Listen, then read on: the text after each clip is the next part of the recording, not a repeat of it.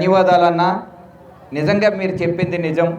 ఏంటి అంటే ఇక్కడికి నేను వీళ్ళందరి రుణం నేను తీర్చుకోవాలి అంటే ఎన్ని జన్మలు ఎత్తినా రుణం తీర్చుకోలేను. నేను వస్తాను, వాళ్ళు ప్రకృతి శుభ్రంగా వాసన చూసుకొని శుభ్రంగా ఊపిరి తీసుకొని ఊపిరి వదిలి మంచి స్వచ్ఛమైన నీళ్లు తాగి మంచి స్వచ్ఛమైనటువంటి ఆహారాలు పండించుకొని శుభ్రంగా తినేటటువంటి వారి దగ్గరకు వచ్చి మినరల్ వాటర్ బాటిల్ ఉందా అని వాళ్ళకి అలవాటు చేస్తాను.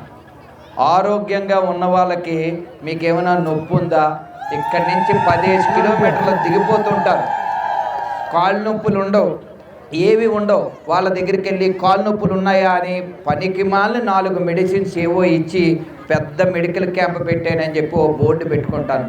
నేనేదో వాళ్ళని ప్రేమిస్తున్నట్టుగా చలికి -డిగ్రీలు చలిలో ఉన్నా చలి తట్టుకునేటటువంటి వారికి ఏవో 4 దుప్పట్లు ఇస్తున్నాను కదా అని పోజు కొడతాను. కానీ వాళ్ళు వాళ్ళ ప్రేమతో నన్ను వారి హక్కును చేసుకొని నేను తీర్చుకోలేనంత రుణాన్ని నా నెత్తి మీద కాదు, నా మొత్తం దేహం అంతా కూడా పెట్టేస్తారు. వాళ్ళకి ఏది చేసినా నేను వాళ్ళ రుణం తీర్చుకోలేను.